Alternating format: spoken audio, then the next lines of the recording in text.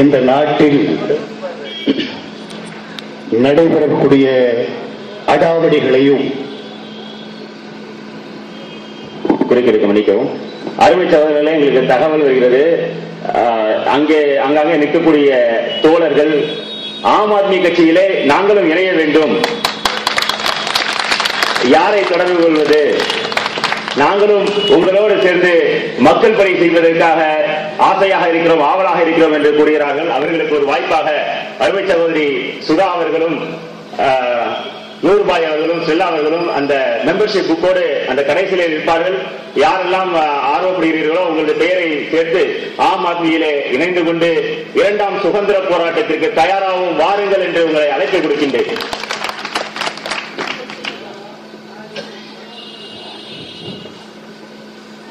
இந்த நாட்டில் நடைபெறக்கூடிய அவலங்களை தட்டி கேட்கின்ற, தட்டி எழுப்புகின்ற ஒரு ஆற்றல் மிக்க ஒரு தலைவரால், அரவிந்த் கெஜ்ரிவால் என்று அழைக்கக்கூடிய ஒரு தலைவரால் ஆரம்பிக்கப்பட்ட இந்த ஆம் ஆத்மி கட்சியினுடைய அன்பு தங்கங்களே வணக்கம். எல்லா புகழும் இறைவனுக்கு. இந்த கூட்டம் எதற்காக இங்கே கூடியிருக்கிறது? இந்த கூட்டத்தினுடைய நோக்கம் என்ன?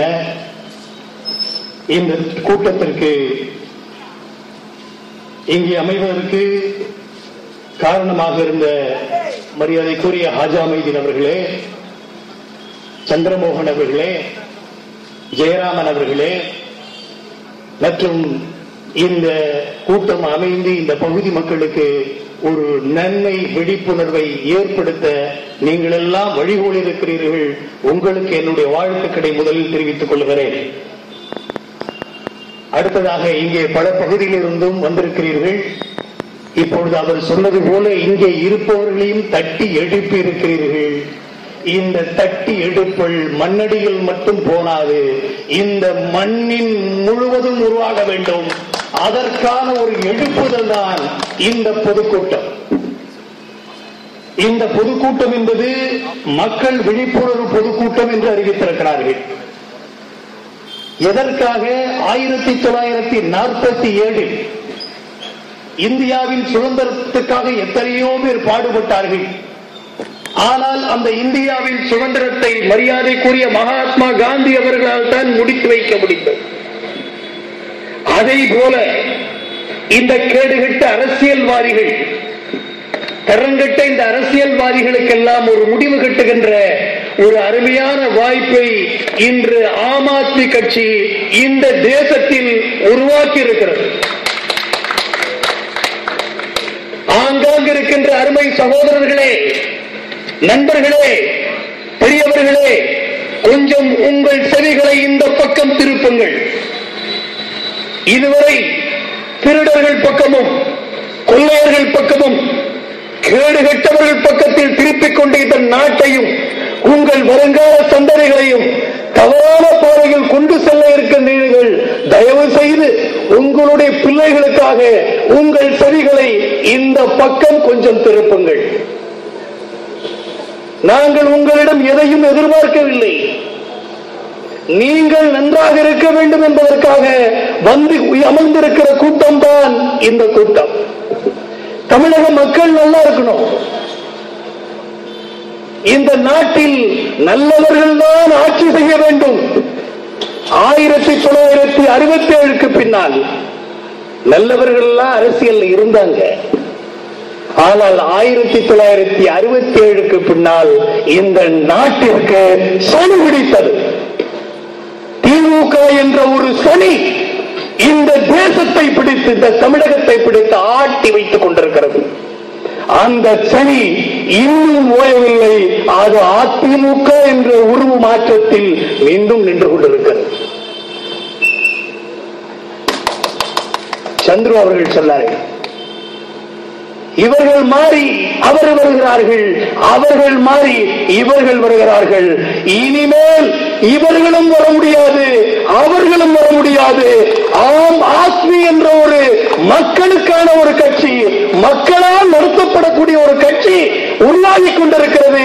வரும் 2016 எப்படி டெல்லி மாநகரத்தில் ஒரு அமைதியான புரட்சி, அந்த ஊர்ல டெல்லியில கேன்வஸ் பண்ண போன வாலண்டியர் கூட தெரியாது நாங்க ஆட்சி அமைக்க போறோங்கிறது.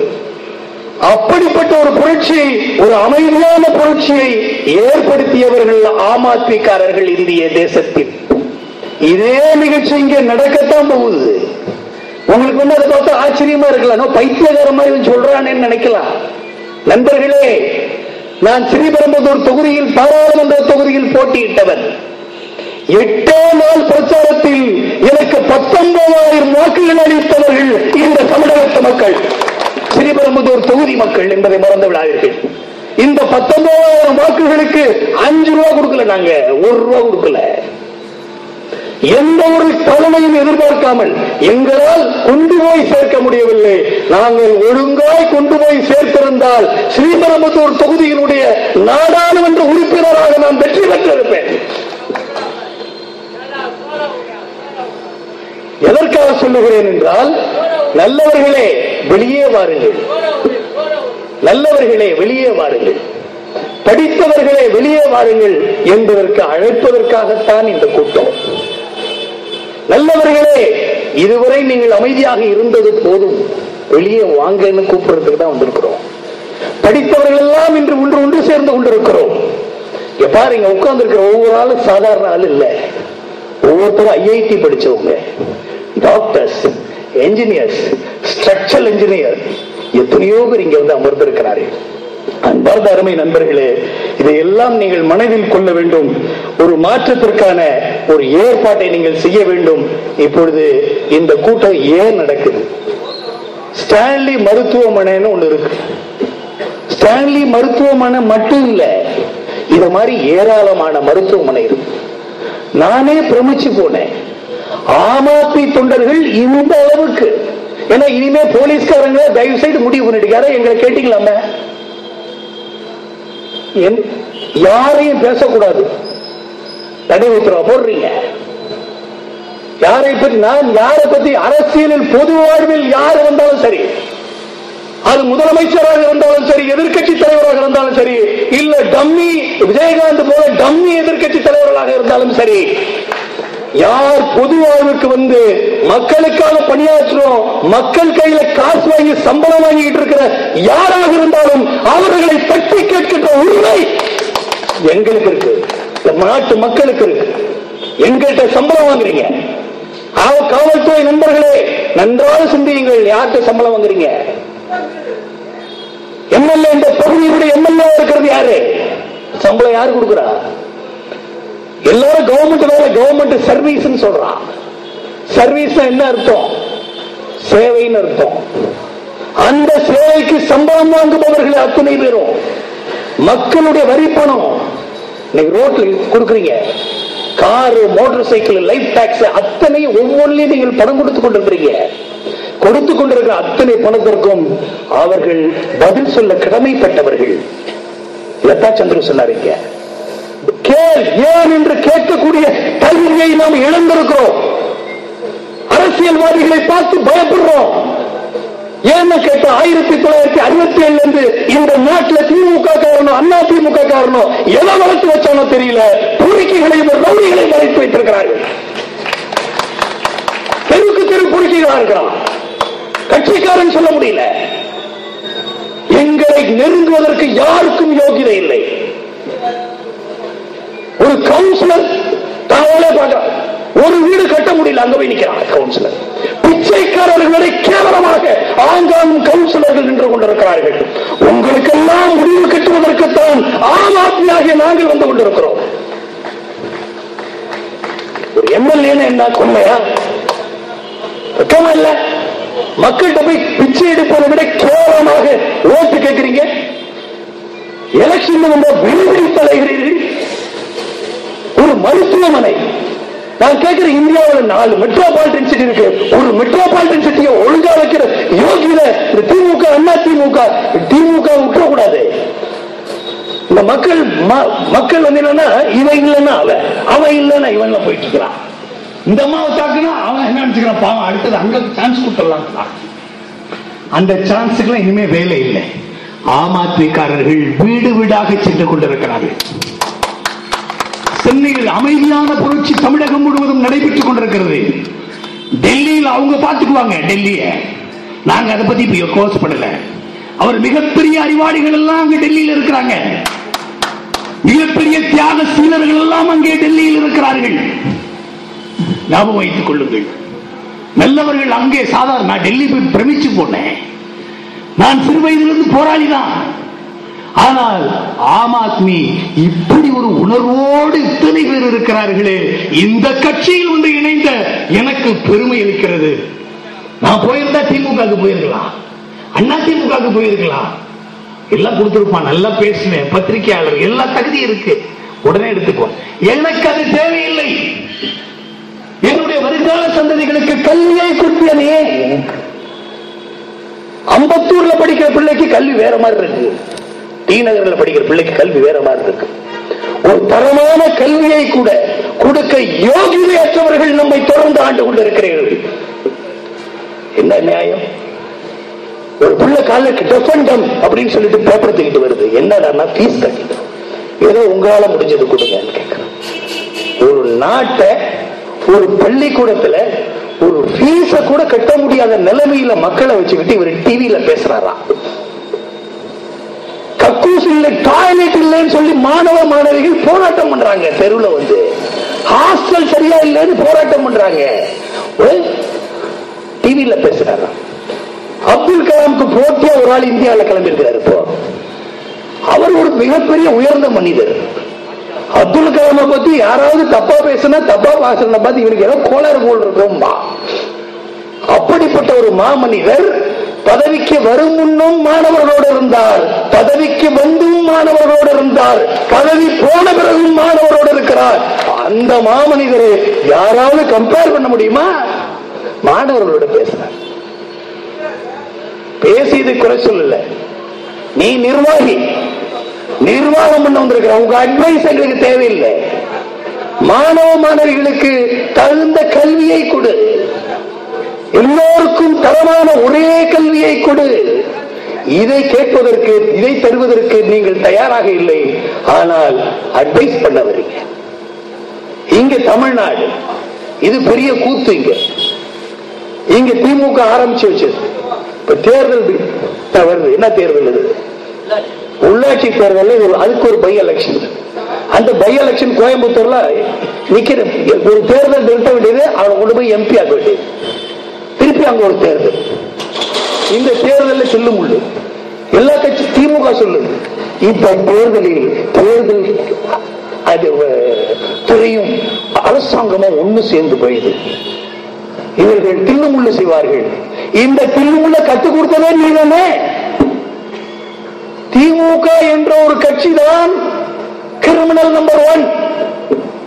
அடுத்தது கண்டினியூ நம்பர்ஸ் போட்டுக்கிட்டே போ. இந்த கிரிமினல்களை உங்களுக்கு தேவையா?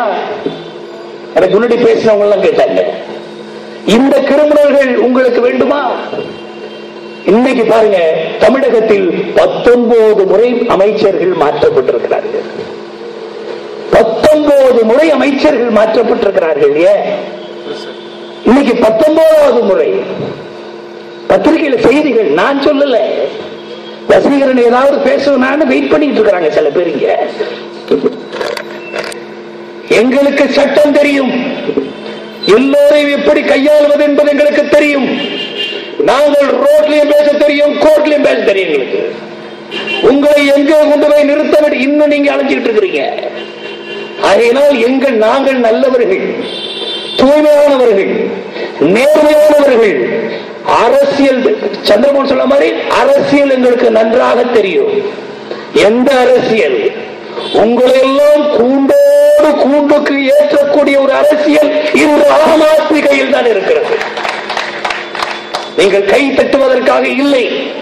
நிச்சயமாக நீங்கள் எல்லாம் எதிர்பார்க்கின்ற விஷயம் நடந்தே தீரும். அதுபோல ஒரு மாற்றம் வேணும்னு நாங்க எதிர்பார்க்கிறோம். எங்க பிள்ளைகள் நல்லா இருக்கணும்னு எதிர்பார்க்கிறோம். உங்க போலீஸ்காரர் உங்க வீட்டு பிள்ளையும் நல்லா இருக்கணும்னு எதிர்பார்க்கிறோம். திமுக கார நண்பர்களே, உங்க வீட்டு பிள்ளைக்கும் சேர்த்து தான் பேசுறோம். அதிமுக நண்பர்களே, அடிமைகளே, உங்களையும் கேட்கிறேன், உங்களுக்காக பேசுறேன். உங்க வீட்டு பிள்ளையும் நல்லா இருக்கணும்னு நினைக்கிறேன். தவறா? நீங்க எல்லாரும் நல்லா இருக்கணும்னு நினைக்கிறோம். தவறா? உங்களுக்கு நல்ல கல்வி கிடைக்கணும்னு நினைக்கிறோம். சுகம், சுகாதாரம்னு என்ன அர்த்தம் தெரியுமா? சுகம் பிளஸ் ஆதாரம். சுகத்துக்கான ஆதாரத்தை தர வேண்டும் என்பதுதான் சுகாதாரம். இங்க அந்த சுகத்துக்கு ஆதாரம் இருக்கிறதா என்பதுதான் இந்த கேள்விக்கு இந்த கூட்டம். காத்து சரியில்லை, காத்தை கெடுத்தாச்சு. ரோடு சரியில்லை, ரோட்டை கெடுத்தாச்சு. என்னதெல்லாம் கெடுக்க முடியுமோ? பெட்ரோல்ல லெட்னு வருது. அந்த பெட்ரோல் வர்ற புகை லெட், காரியம்னு சொல்றது. அவன் போடுற பெட்ரோல் புகை இருக்குல்ல, அதுல வர்றது காரிய புகை. அது என்ன காரணம்னா, ஒரு மட்டமான crude oil இருந்து இவன் பெட்ரோல் பர்ச்சேஸ் பண்றான். அதுக்கு ஒரு பெரிய கேடு கும்பல இந்த மோடி வச்சிருக்கிறான். ஜப்பானுக்கு போனா அம்பானி போறாரு, அதானி போறாரு. ஏன் இந்த குள்ள கூட்டத்தை தான் கொண்டு போற? அந்த லெட் காரியம் புகை வெளியே வருது ஒவ்வொரு மோட்டார் சைக்கிள் இருந்தும் கார்ல இருந்தும். இது கண்டிப்பா கேன்சர். அந்த காரியம் புகை ரோட்ல போக முடியல. சாலைகள் எல்லாருக்கும் மோட்டார் சைக்கிள் ஓட்டக்கூடியவர்களுக்கெல்லாம் சொல்றேன், உங்கள் பெண் மனைவி வச்சு அடிச்சுட்டு போறீங்க, நீங்க போறீங்க. சாலைகள் சரியில்லாதனால எல்லாருக்கும் spinal cord problem. Spinal cord problem எல்லாருக்கும் வரும். ஒருத்தவங்களுக்கு இருக்காது. அப்புறம் 45 வயசு மேல போனா காலர் போட்டுக்கணும். இதுக்கு காரணம், அவன் இன்சூரன்ஸ் வாங்கிக்கிறா, சாரி டாக்ஸ் வாங்கிக்கிறா, ரோட் டாக்ஸ் வாங்கிக்கிறா, டோல்கேட்லயும் டாக்ஸ் வாங்கிக்கிறா, எல்லாத்திலையும் வாங்கிட்டு எங்களுக்கு முறையான சாலைகள் கூட யோகிதை இல்லாதவர்களே, உங்களை கேட்கிறேன், உங்களுக்கு ஒரு ஆட்சி ஒரு கேடா? காந்தி அந்த மகாத்மாவின் புனிதத்தை கெடுப்பதற்காக ஒரு ஆட்சி நடக்குது. இன்னைக்கு கல்வித்துறை டிபிஐ இருக்குல்ல, டிபிஐ இன்னைக்கு பத்திரிகைகள் எடுத்து பாருங்க. டிபிஐல இன்னைக்கு ஒரு அறிவிப்பு விட்டுருக்காங்க. கட்டுரை போட்டி வரும் மகாத்மா காந்தியினுடைய அந்த அக்டோபர் மாதம் 2ஆம் தேதி அந்த காந்தியினுடைய பிறந்த நாளை முன்னிட்டு ஒரு கட்டுரை போட்டி நடத்த போதாங்களாம். பள்ளியில் உள்ள 11ஆம் ஆண்டு 12ஆம் +1 +2 படிக்கக்கூடிய மாணவர்களுக்கு கட்டுரை போட்டி. அந்த கட்டுரை போட்டியின் தலைப்பு என்ன தெரியுமா? மகாத்மா வழியில் அம்மா. மகாத்மா வழியில் அம்மா. என்ன கொடுமை இது! வெக்கமல்ல, மனசாட்சி இல்ல, வெக்கம் இல்ல. டாஸ்மாக் கடையை திறந்து வச்சுட்டு மகாத்மா வழியில் அம்மா. நாங்க எந்த அம்மாட்ட போய் சொல்றது? ஒரு கேவலமான ஒரு சூழ்நிலை. எனக்கு என்ன, எங்களுக்கு ஜெயலலிதாக்கு எதுவும் ப்ராப்ளமா? எனக்கு கருணாநிதிக்கு எதுவும் ப்ராப்ளமா? இல்லை. நாங்கள் அவர்களை ஏன் பர்சனலா திட்டணும்? எழுதி வாங்குறீங்களாம்ல, யாரையும் திட்டக்கூடாதுன்னு. சுதந்திரம் எல்லாருக்கும் சேர்த்து தான் வாங்கியிருக்கு. திமுக தனியா, அண்ணா திமுக தனியா, கருணாநிதிக்கு தனியா, ஜெயலலிதாவுக்கு தனியா, தனித்தனியா நாங்க வாங்கியிருக்கிறோம். ஜெயலலிதா தமிழகத்தின் முதலமைச்சராக 3 முறை வந்திருக்கிறேன்னு சொல்லிட்டு 2 ஓட்டை போட முடியும். தமிழகத்தின் முதலமைச்சராக நான் 5 முறை வந்திருக்கிறேன்னு சொல்லிட்டு கருணாநிதி 200 ஓட்டு போட முடியுமா? சட்டம் என்பது அனைவருக்கும் சமமானது. வரப்போற 20ஆம் தேதி தெரிஞ்சுக்கோ. 20ஆம் தேதி அது என்ன பண்ண போறீங்களோ தெரியல. 18 வருஷமா தள்ளி விட்டுருக்கீங்க. அரசியலுக்கு வந்துட்டா முதல்ல விமர்சனத்தை தாங்கிக் கொள்கிற ஒரு சக்தி இந்த அரசியல்வாதிகள் இருக்கணும். இது இவ்வளவு இருக்கிறதா தெரியல. என்ன பண்ணலாம்? எங்களை போன்றவர்கள் இன்னும் வரல அரசியலுக்கு. எங்களை போன்ற தூய்மையானவர்கள் வரல அரசியலுக்கு. நாங்கள் ஊழல் உலகத்திலேயேங்க நல்லா பாருங்க, எல்லாரும் ஊழல் பண்றதுக்கு கட்சி வச்சிருப்பான், லஞ்சம் வாங்குறதுக்கு கட்சி வச்சிருப்பான், கொள்ளையடிப்பதற்கு கட்சி வச்சிருப்பான், திருடுறதுக்கு கட்சி வச்சிருப்பான். ஆனால் உலகத்திலேயே லஞ்சத்தையும் ஊழலையும் ஒழிக்க வேண்டும் என்பதற்காக உலகத்திலேயே ஒரு கட்சி உருவாகி இருக்கிறது என்றால் அது ஆம் ஆத்மி ஒன்றுதான். எங்களை பார்த்து மெச்சூரிட்டி இல்லைங்கிறான். யாருக்கு மெச்சூரிட்டி இல்ல? உங்களுக்கெல்லாம் செக்யூரிட்டியே இல்ல. வருங்காலங்களில் உங்களுக்கு பாதுகாப்பு இல்லாமல் இன்னைக்கு பாதுகாப்போடு அலையக்கூடியவர்கள் பாதுகாப்பற்ற அறையில் அலையப் போகிறீர்கள். மக்களுக்காக போராடுறவங்க ஹாஸ்பிட்டல்ல 5 நாள் ஹெப்படைட்டிஸ் சி வைரஸ் உள்ள போந்துருச்சு. என்னன்னைக்கு ஒருத்தர் கேட்டார், ஒரு டாக்டர் ஒருத்தர் ஒரு முக்கியமான ஆள் பேசிட்டு இருந்தார், இதை பத்தி விவரம் கேட்டுக்கிட்டு இருந்தேன். சார் இந்த மாதிரி ஹெப்படைட்டிஸ் சி அவங்களை தாக்கிடுச்சுனாரு. அப்படியா? எனக்கு ஒண்ணு இது பெருசா தெரியலையே, தாக்காம இருந்தாதான் பெரிய விஷயம். எப்படி நம்ம கவர்மெண்ட் ஹாஸ்பிட்டல்ல இதெல்லாம் தாக்காம இருந்தாதாங்க பெரிய விஷயம். அந்த அளவுக்கு ஒரு கேவலமான ஒரு மருத்துவமனையை கூட, தரமான ஒரு மருத்துவமனையை நடத்த கூட யோகியதை இல்லை. ஹாஸ்பிட்டல் சொன்னா எப்படி இருக்கணும்? ஹாஸ்பிட்டல்ல நீ போய் இன்னைக்கு தரச்சான்றிதழ், இந்த ஸ்டான்லி மருத்துவமனை உலகத்தரத்தில் தரச்சான்றிதழ் வாங்கக்கூடிய வகையில நீ வச்சிருக்கணும். ஹாஸ்பிட்டல்ல ஒரு தரமானதை தரம் ஐஎஸ்ஓ 2001 2005 2014 எந்த மருத்துவமனை கவர்மெண்ட் வாங்குது? உள்ள போக முடியுதா? இந்த படங்கள் போட்டிருக்கிறாங்க. டாய்லெட்ல போக முடியுதா? ஒரு நாளைக்கு 15,000 பேர் இந்த ஜிஹெச்சுக்கு வர. நேற்று ஒரு பெரிய ஜோக் ஒண்ணு கேளுங்க, எல்லாரும் பெரிய ஜோக்கு இந்த ஜிஹெச்ல நடந்திருக்கு. பயிற்சி கொடுத்தாங்களா, ஒரு ஆக்சிடென்ட் ஆனா எப்படி தப்பிச்சுக்கிறது. பரவாயில்ல, நமக்கு ஒரு வாழ்த்துக்கள் மேலேந்து வந்துகிட்டு இருக்கு, வாழ்த்துக்கள் வந்து கொண்டு இருக்கிறது.